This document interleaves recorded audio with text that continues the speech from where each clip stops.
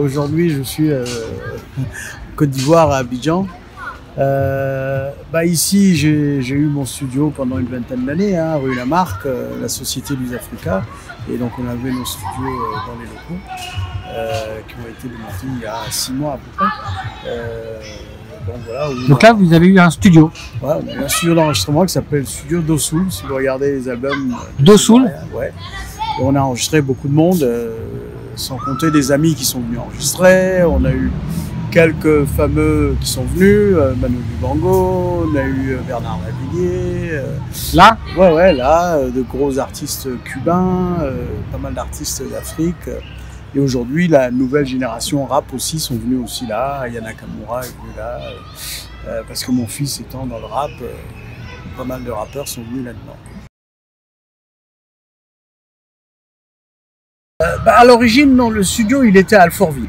Alfortville. Je commence à Alfortville parce que je produis beaucoup et je me rends compte que j'ai besoin de temps pour faire de la bonne musique. Et le temps coûte beaucoup d'argent dans les studios.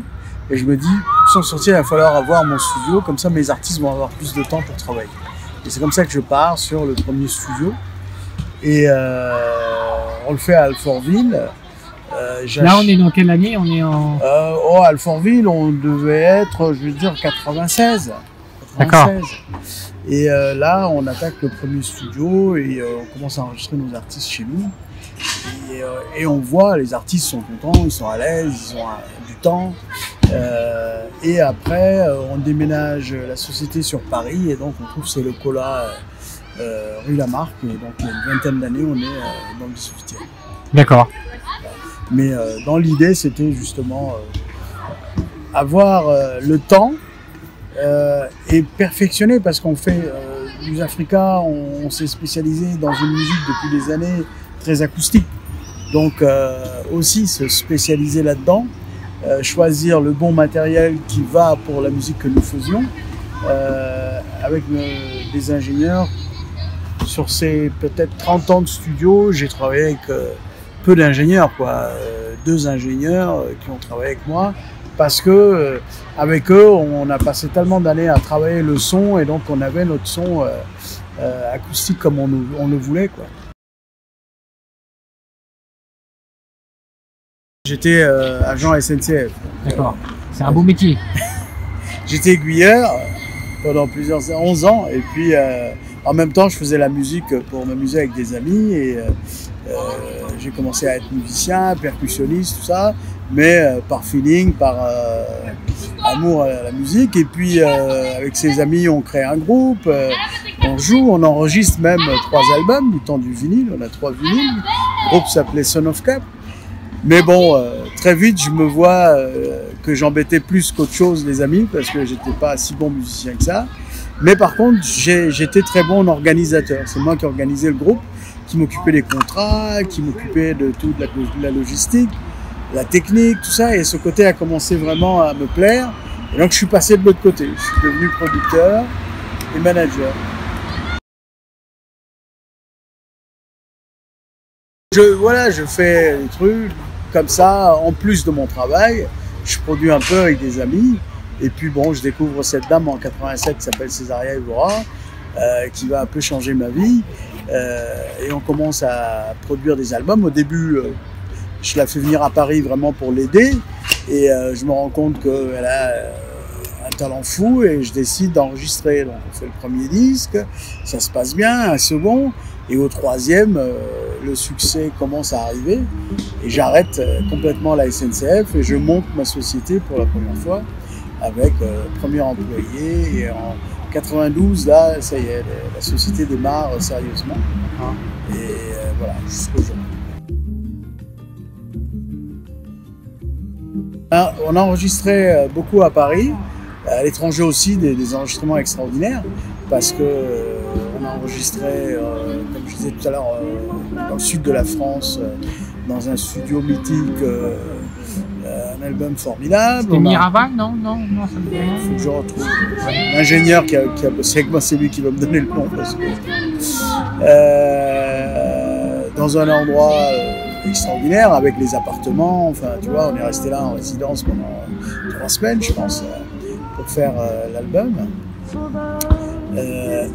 Surtout, il y a eu un enregistrement extraordinaire pendant 15 jours au studio Abdallah à La Havane.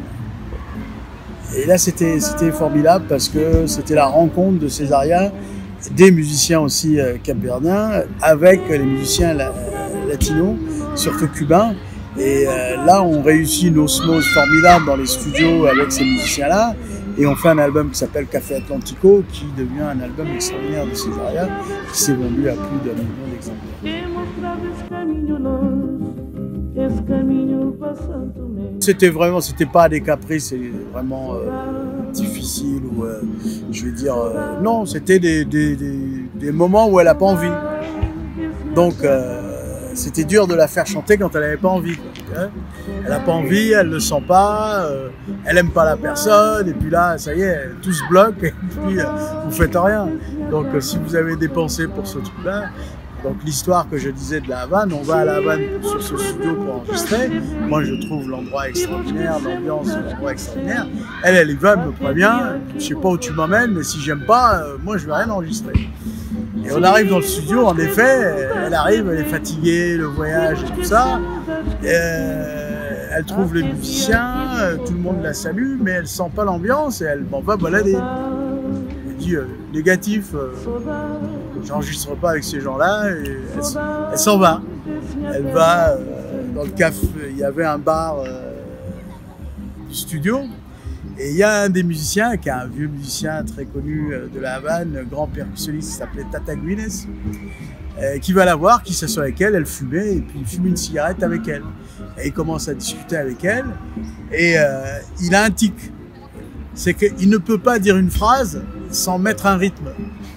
C'est-à-dire qu'il va te parler, il va dire tic-tac, il va dire toc-toc, et elle était pliée, et elle adore ce gars, elle discute, et puis le bonhomme lui dit « Bon, ben, on est venu enregistrer, on fait quoi ?» Elle dit ben, « On y va, qu'est-ce qu'on attend ?» Et de là, on part sur un enregistrement pendant 15 jours formidable. Donc c'est vrai que si à ce moment-là, on paye 5 000 € la journée de studio, on se tape une crise. Ah ben là, on est mort. Ouais. Là, le bonhomme nous a sauvés, parce que non seulement le studio, mais alors tous les musiciens, je réunis les grands musiciens cubains dans un studio, et puis tu dis non, t'as pas envie. De ma façon, en tout cas, ça change pas. Parfois, les gens, oui, qui te répondent, ça change, parce que le fait de dire Sony, ils te reçoivent d'une autre façon. Mais pour moi, non, la façon de travailler, j'y ai été parce que c'est un projet à moi que je présente à Sony qui accepte, et je fais ce projet à ma façon. J'ai pas Sony derrière à dire il faut faire comme ci, comme ça. Je suis parti avec une grande confiance, j'ai moi qui ai choisi les gens qui travaillent avec moi, et j'ai créé un lieu de résidence. J'ai créé une grosse villa avec des appartements et un studio d'enregistrement et un studio de répétition. En Côte d'Ivoire. En Côte d'Ivoire. Et quand est-ce qu'on y va? Ah ben, quand vous voulez. Et c'est bien, oui, parce que... Ouais, bah, c'est un beau studio dans un lieu formidable. Bien sûr, moi j'y crois beaucoup. Et on le sent, hein. Aujourd'hui, l'ambiance nous amène à ça. Quand on écoute ce que font les gens dans le monde entier, que ce soit aux États-Unis, en Europe, la musique africaine est pratiquement présente partout. Il y a un petit bout de musique africaine partout. Mais pour l'instant, l'artiste du continent n'en a pas encore profité. C'est beaucoup les artistes de la diaspora ou des artistes internationaux qui font une musique avec une consonance, on va dire, un son africain. Mais je pense qu'à un moment, ça va venir. C'est pour ça que je voulais faire ce projet-là, parce que je pense que l'artiste, la star africaine n'est pas encore sortie, parce qu'il n'y a pas les moyens techniques, si tu veux, dans les pays là-bas. Voilà. Donc, parce que Youssou N'Dour, enfin, il y a Paul Simon, toute la world music, elle démarre quand même il y a 30 ans, enfin 40 ans. Oui, mais je sais pas, ils y sont pas arrivés. Ou c'était pas le bon moment, je pense, peut-être aussi. Mais je pense qu'aujourd'hui, oui, c'est le bon moment, parce que tu as une nouvelle génération, tu as la mondialisation. Cette nouvelle génération, elle vit en Afrique, mais elle vit comme on vit à New York ou à Paris. Les musiciens, ils utilisent aujourd'hui les mêmes outils. Donc, c'est presque, on va dire, on commence à être à chance égale, si tu veux. Après, maintenant, le talent va faire la différence.